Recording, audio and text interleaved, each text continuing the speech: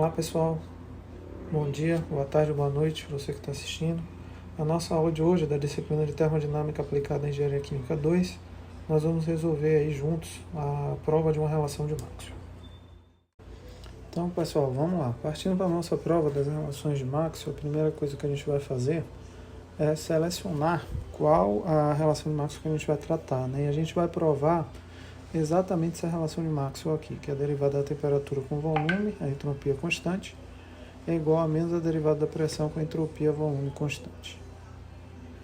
Essa derivada, a gente vai partir da relação de Maxwell que relaciona a energia interna, que é dU igual a TdS menos PdV, tá?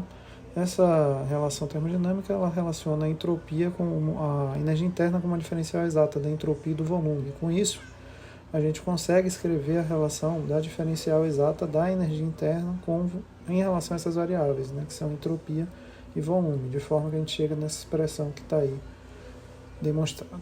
Com base nessa expressão, a gente consegue correlacionar que a primeira derivada é equivalente à temperatura e essa segunda derivada aí é correspondente a menos a pressão.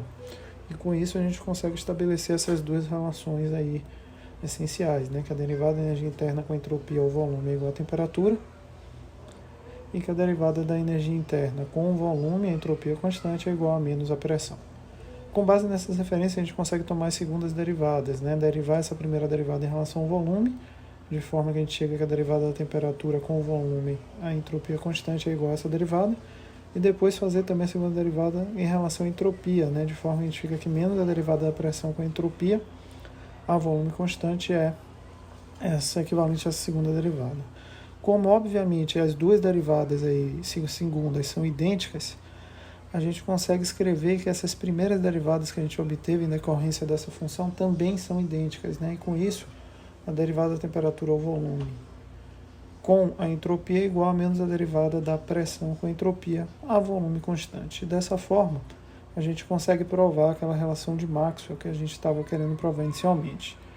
A gente também pode seguir esses passos para as demais identidades termodinâmicas, né? Da entalpia, da energia de Gibbs e da energia de Helmholtz, e com isso obter as três relações de Maxwell restantes, né? E é isso que eu sugiro que vocês façam aí com uma atividade.